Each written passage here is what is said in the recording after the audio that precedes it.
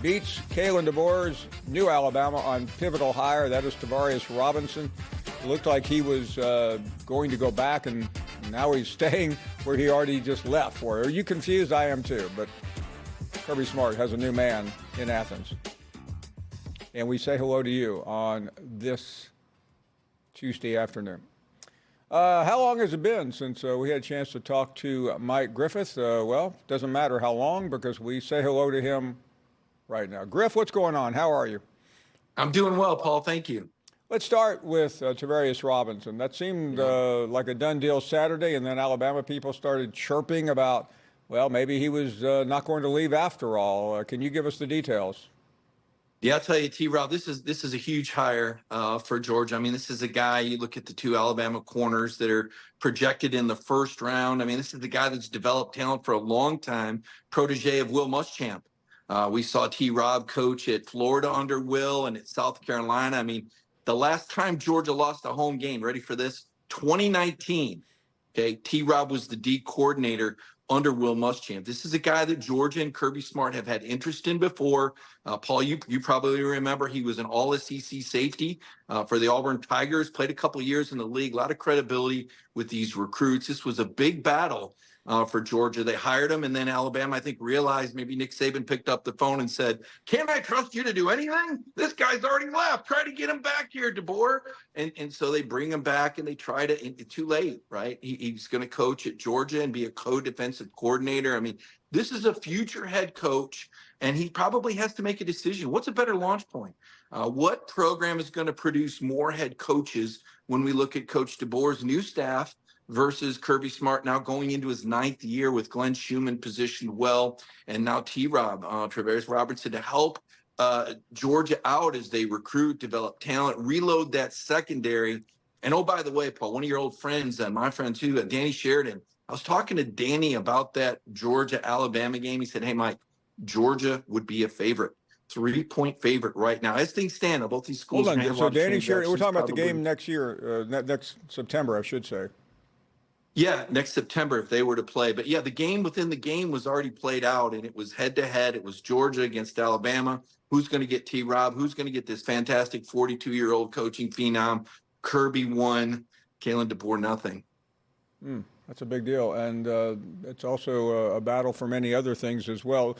Let me get some more information from you just on the critical moment for Alabama. I want to get to that even before we get to your thoughts on the hire, because there's still some rather key players in the portal, not in the portal, but maybe going into the portal that I'm sure Georgia and everybody else would like.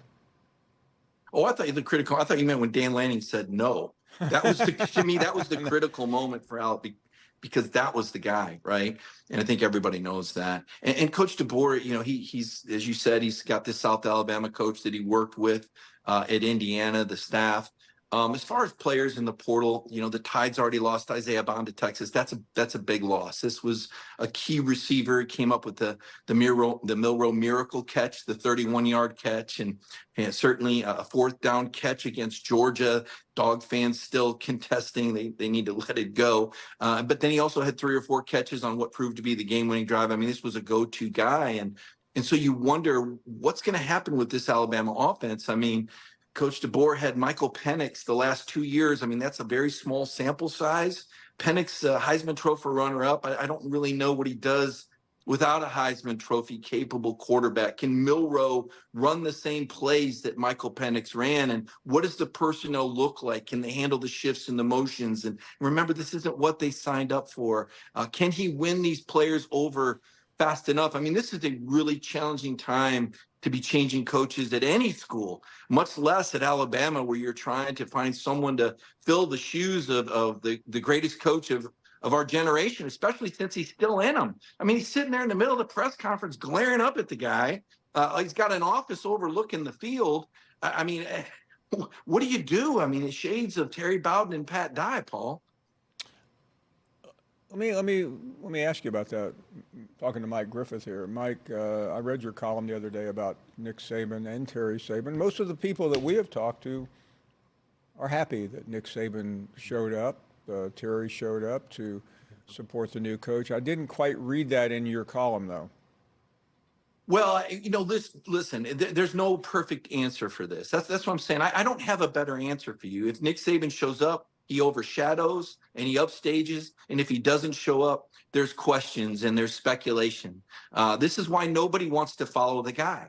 Everybody wants to follow the guy that follows the guy. This is why there wasn't great interest, even though Alabama has built a powerhouse program, because everybody knows that regardless of what this next guy does, short of winning a national title in the next 3 years, it's not going to be enough. Never mind that Nick Saban hasn't won one in 4 years, right? 2020, COVID shortened season. He hasn't won one. He hasn't won a full season national title since what? With 2020, we keep going. Wasn't 2019, wasn't 2018, 2017, right? So, but the next guy is going to have expectations to win right away. Griffith, if I could stop you for a second, hold on. Are you suggesting that Nick Saban's last national championship in 2020 has an asterisk or some question about it because it was a shortened season? I mean, I don't know. Did you think that season was like any other season? I mean, if anything, I actually remember advocating he should have been coach of the year because I thought the circumstances were more trying. I know, but you seem to like it doesn't count. Because no, it counts. It's okay. Just you had, but that year was different because every school had a different COVID policy. Right. Different schools had different COVID, even within the SEC. So what was a time for a player to sit out at Alabama wasn't the same time for a player to sit out at Tennessee, wasn't the same time. I'm not suggesting anything other than it wasn't a typical season. Okay, so let me move on from that. But you do seem to be suggesting that Saban's presence there, maybe he wasn't the way it's always been, or I don't know, because I have not seen that before. I was at Ray Perkins' press conference in 1982. Paul Bryant was not there, even though he was still the athletic director.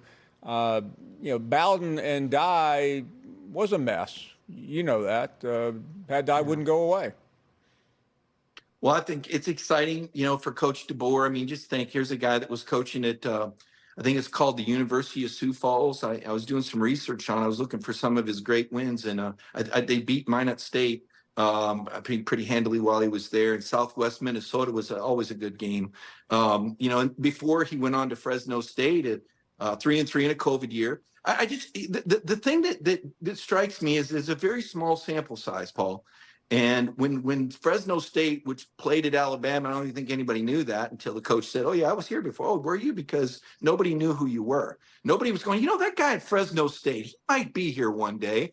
Well, give him 2 years with Michael Penix, and what do you know? He's a pretty great coach, and a few NFL receivers. So I think he can do a lot of razzmatazz and all, but it comes down to execution. Here's the thing, Paul. I don't really have a problem with this hire. This is a placeholder hire. It's going to be the guy after the next. It's a very well-qualified Griff, guy. Listen, I don't want to jump on your party here, but you just called Kalen DeBoer the National Coach of the Year in college football, a placeholder hire. Job. Well, in my opinion, I don't think this is going to be the guy. I need to see more. I would have liked to have seen a more diverse coaching search from Alabama. I would have liked to have seen more candidates. I would have liked to have seen or thought that Greg Byrne would have sat across from Dabo Swinney. This guy, Dabo's won 2 national titles and beat Nick Saban and built a pretty good program at Clemson and is from Alabama. I mean, does he not get a call? Not even a call, not even a sniff to a guy who's won 2 titles in his mid-50s, plenty of years left ahead of him.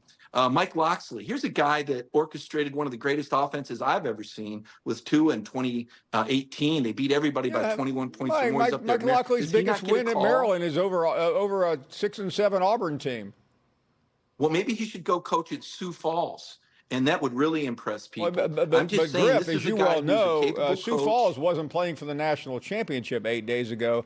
The University of Washington was. They did a great job. He did a wonderful job there in those 2 years. And Brian Harsin did a great job at Boise State for 7 years with the program that he developed. And when Auburn made that hire with Brian Harsin and brought in Mike Bobo to be the offensive coordinator and Derek Mason, I said, maybe they're on to something. They're going outside the box here. Let's see how this works out. It was kind of an experiment, right?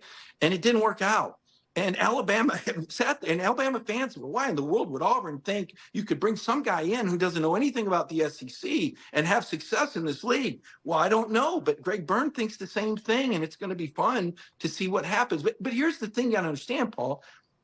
Anything short of a evil twin of Nick Saban somewhere was going to be a fall off, wasn't going to be viewed as an adequate hire. And it's going to be harder than ever for SEC teams to win championships because you saw the toll that the schedule took on Georgia, right? Remember when Georgia played your coach of the year, Eli Drinkowitz, then the top 25, then they played Ole Miss and Lane Kiffin and, everybody's media darling, and they knock him off, score 50 on him. Then they play on the road against the top 25 Tennessee. Then they got to play the Yellow Jackets at their nest. They're angry. They spend the whole year dreaming about them. And they're worn down and they're tired, and they go play Bama. They lose by a field goal. And what happened, right? It's tough and then you're going to go into this playoff if you're an SEC after the schedule. No way you go to 9 games. No way can you do it, right? So for anybody at Alabama, this was going to be really hard. I'll tell you the coaching job you want.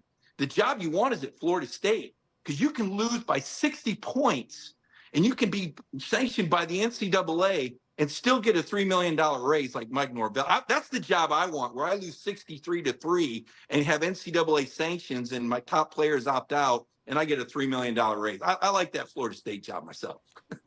Griff, I don't know. You're in Athens. I'm not. And Kirby Smart blew a chance for a 3-peat because he can't beat Nick Saban. It just sounds like sour grapes coming from you. And I'm just it's your interview. I'm just an organ player here. Alabama played great. Georgia really should have been holding up the trophy a week ago, but Kirby couldn't beat Saban.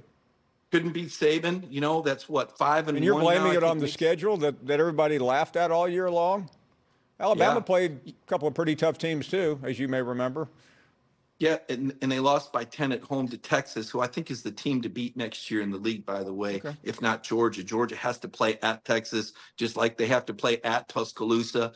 It's a very difficult schedule for Georgia. But to your point, listen, Nick Saban was everybody's roadblock, Paul. This was the greatest coach of the generation. That's why I was so surprised to see Jim Harbaugh steamroll him and beat him in his own game. And the irony was just not lost on me as a guy who went to Michigan State and saw Nick Saban exit stage left because he realized he was never going to have the resources that Michigan had to compete with them. Now, he beat Michigan while he was there. He never won a bowl game at Michigan State, but he did beat Michigan. He beat Ohio State, thrusted Tennessee into the #1 spot in 1998. He won some games, but Nick realized he was never going to be on an equal playing field with the University of Michigan. So he hightailed it out of there, came to the SEC, and made history because you put him on the level field at LSU, and he wins a title there. Then he goes to Bama, where it's not a level field. They're all in. It's, to me, one of the greatest coaching jobs anywhere is to coach football at Alabama, and he dominated.